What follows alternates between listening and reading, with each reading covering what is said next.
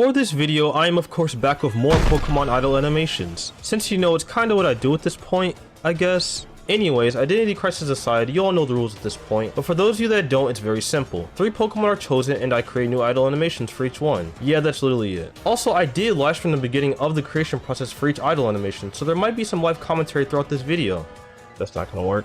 Change all that. I've deleted this at least like 5 different times already, probably. I don't know, I might do that more in the future. However, as always, stay to the end of the video to see all 3 idle animations, something else as well. But enough of the intro, since this is the Hoenn edition, I've decided to use 3 different Hoenn Pokemon, since I don't think I've done a single animation with a Hoenn Pokemon before. This is me from later, and I'm looking back at it, and I actually did make 2 animations with Hoenn Pokemon in it, but it's probably for the best that I forgot about these in the first place. With that said, the first of the 3 Hoenn Pokemon is going to be Bagon. Now for Bagon's idle animation, similarly to the previous idle animations I made, when I make them, I sort of follow a template of number 1, the main idling part, and number 2, the special or interesting animation that could be considered a showcase of the Pokemon's personality. Now I said sort of because it's not the same every single time, as I may unintentionally deviate from the template, like in the case of this Alolan Raito animation, where I have like 2 standout animations within the idle animation, but usually it'll be like a 1-2 combination so that I can focus on refining the animation and cleanly looping the animation.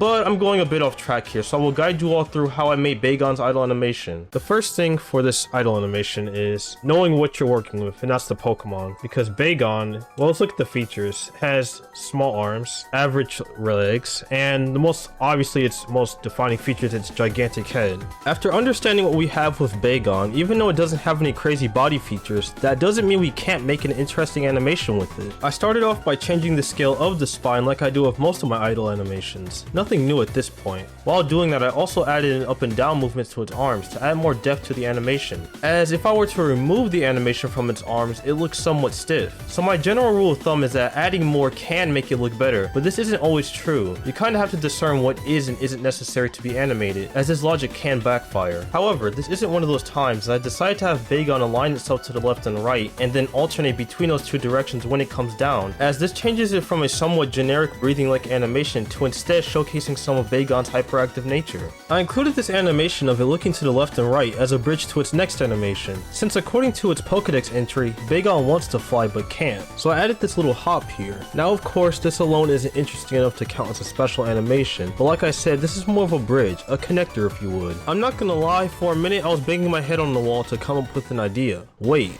That's it! This one sentence was the catalyst for the animation I wanted to add. So I got to work, and I made this head slamming animation by utilizing its head, spine, and neck to reel back its head as far as I could, holding that pose for a brief moment to build anticipation and crash its head right into the ground. Since we already established that Bagon has a steel head, it would be perfectly fine after giving itself a concussion. With that, you may have noticed through most of the clips that the hair wasn't animated. I like to animate the non-important parts after the main animation is where I want it to be, so that way it will be easier to focus on animating the hair. Since if I had to move or retime the main body animation, I would have to change the subsequent hair or other features because of that. Basically, it's less work later down the line. Animating the hair itself wasn't that hard, as I just moved the hair accordingly to how Bagon moved its head. For example, since Bagon moved its head to the right, I had the hair flow towards the opposite direction. But enough of that though, here is the full Bagon idle animation. I made a few changes to the animation to make it look a lot better than it was before. However, I didn't expect the animation to be this long, but that's just kinda what happened. I had some small complications making this animation, but it wasn't that bad overall. So yeah, I think this one came out pretty good. Now, with Bagon's idle animation completed, let's move on to another similarly colored Pokemon, Swablu. Now Swablu, unlike Bagon, actually has wings, so it can indeed fly. So that will be a core part of this animation. Now I've done animations with Pokemon that have wings, and some of them came out good, and others not so much. Point is that if I can't animate the wings properly, especially on this Pokemon, it would not only be extremely obvious, but it would make the entire animation itself look horrible. But in a way, it actually kind of makes the animation easier, because besides a few things like the tail and legs, the majority of the animation will be focused on the wings, so less to do. I started off the animation by messing around with the wings and figuring out what the limit would be without the wings looking weird. After a few minutes of testing, I started posing the wings so that there was some progression in its flapping, so that I can make a wing flapping cycle. It sounds simple, but if it is done incorrectly, or more specifically, if one pose doesn't translate well to the next, it will stand out, but not in a good way. So after getting the wing motion in order, I keyframed the origin so that Swablu can, of course, fly upwards. Also, I changed the scale of Swablu's main body so that way it will stretch up, and at first I wasn't going to keep it there, but I ended up liking how it looked. Even though it may not be correct, it makes the movement upwards to me a little more dynamic and fun to look at, but that's just my opinion. But for Swablu, at first I couldn't really think of a characteristic animation to include here, but yet again I did read this Pokédex entry and immediately got my answer. So what I did was, instead of using that entry one-to-one, I had Swablu rapidly flap its wings after gaining altitude. The spacing of the wing keyframes is important here. If they are too far apart, it wouldn't have the effect of the wing beating quickly. If it is too close together, it will be very robotic. But after that, it was just getting the animation to loop by having Swablu come back down after the rapid wing flapping to end and loop the animation. I animated some other stuff like the tail and legs, however there wasn't too much to that, so I won't go in depth about it. Okay, here's the full Swablu animation. Wait, I just realized I didn't add the idling part. That's like the whole reason why it's called an idle animation. Okay, I need to fix this. Alright, so in order to fix this, I need to add an idling part to the beginning of the animation, and this is actually simple. I just need to move these keyframes out of the way, and then we have to decide what to do for the idling part. Now, I'm not gonna lie, I got this idea from the game, in which Swablu wraps its wings around itself, so I decided to use that as the base for the animation. But I animate the hairs on top, and then move the spine to where it goes down and tilts forward whenever it comes down. I also animate the eyelids so that it closes and opens its eyes whenever it tilts up and down. Repeat that for a few times, then the wings unwraps and starts the original animation. The ending of the animation is just replacing the old frames with the new first frame of the animation, which works pretty well. Okay, for real this time, the Swablu animation is now completed. Even though this isn't the first time I've animated wings, like I said before, I do feel great about how this animation came out, at least compared to the previous ones with wings. But enough of that, now we move on to the final Pokemon of this video, Mawile. Okay, Mawile. Look, I know I've probably said this a lot, but I really didn't know what I wanted to do for a Mawile. The struggle is so apparent from the multiple times of me restarting the beginning of the animation. Here's a few clips of that from that stream. I don't know if I like that. I don't think I do. I don't like where it's like ending up right now. I don't think it looks good. This is like very strange, but I'm just trying some stuff out here. I was onto something and I wasn't. I had it and I lost it. I think I lost the plot somewhere. That's not gonna work.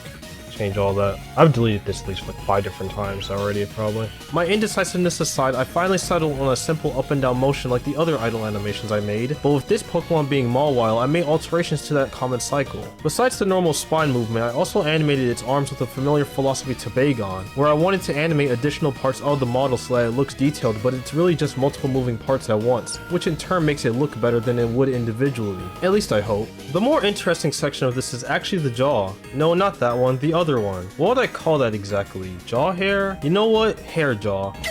So with the hair jaw, I animated it well, like actual hair, except I had to also animate the mouth opening and closing whenever it went up and down. I delayed the keyframes for the hair jaw so that way it would have this nice little wavy effect at the end here, making the animation visually pleasing to look at, because that is the goal after all. I even did the same thing with the arms and hands, delaying the keyframes so that it would appear that a lot more was going on with the hands at the end, curling slightly and rising back up. The next part was the special animation. So with Mawile, the most obvious answer was to incorporate something involving its hair jaw. I added this little animation that opens the hair jaw and extends it backwards, and then opens up with a little shaking part I did by adding a noise modifier to the X location value of the origin, something I did before in this Typhlosion animation in my past video. Now this animation shows off the hair jaw well, but there is one concern with this. That of course is that I didn't feel this animation alone was creative or interesting enough to properly represent Mawile. So I decided to leave this animation in and just add an additional one after it. What could possibly go wrong with this idea? At first I wanted to make an animation where the hair jaw would snap in front and then go back to its normal position, but as you can see here I couldn't get it to work.